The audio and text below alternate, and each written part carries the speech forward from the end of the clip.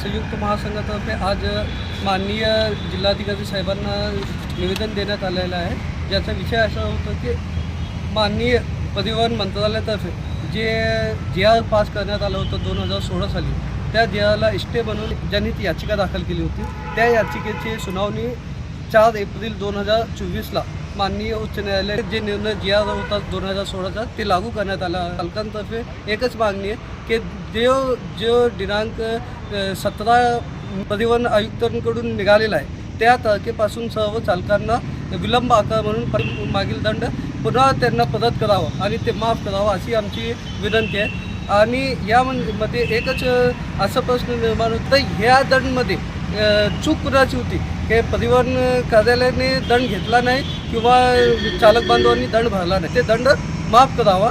आणि जर असं निर्णय परत महासंघातर्फे एक मोठा जन आंदोलन आणि या ठिकाणी करणार आहोत आणि सर्व महाराष्ट्रातील पदाधिकारी आणि सर्व जिल्हाधिकारी यांना मिळून प्रशासकीय विभागाला सांगू इच्छितो की आपण आपली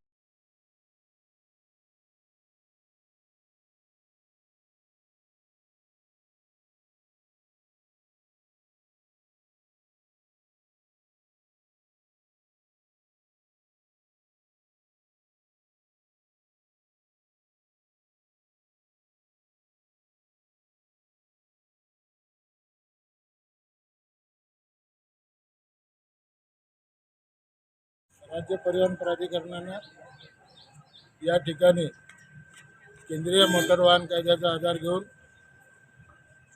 या वाहनाच्या पासिंगवर विलंब शुल्काची आड केली होती.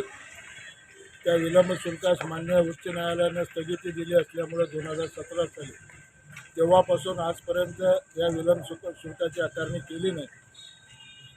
मान्य उच्च न्यायालय याचिका झाल्यानंतर या कार्यालयानं या ठिकाणी विलंब शुल्काची आकारणी केली आणि विलंब शुल्क ज्या दिवशी याचना निघाली तेव्हाचा विलंब शुल्क घेण्यास सुरुवात केली. परिणामी वाहन चालकामध्ये फार भीतीचं वातावरण निर्माण झालेलं आहे. तुमच्या माहितीनुसार काही वाहन चालकांना 80,000 तर लाख रुपये इतका दंड विलंब शुल्क या ठिकाणी द्यावा लागलेला आहे. परिस्थिती अतिशय गंभीर आहे. अशा परिस्थितीमध्ये माननीय परिवहन आयुक्ताच्या परिपत्रकानुसार कुठलाही विलंब शुल्क पूर्वलक्षी प्रभावाने घेण्याचं प्रयोजन नसताना हे कार्यालय या ठिकाणी पूर्वलक्षी प्रभावानं दंडाची वसुली करत आहे. हे अतिशय बेकायदेशीर और निषेध आहे.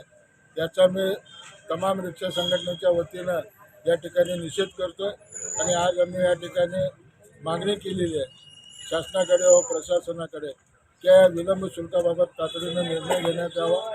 विलंब शुल्काची अधिसूचना ज्या ठिकाणी निघाली आहे तेव्हापासूनचा दंड न घेता ज्या ठिकाणी परिपत्रक काढलं आहे त्या तारखेपासूनचा दंड आकारावा व मागील दंड जे वाहनानं केलेला आहे तो दंड परत द्यावा अशी मागणी या निमित्तानं आम्ही मान्य प्रशासनाकडे केलेली आहे.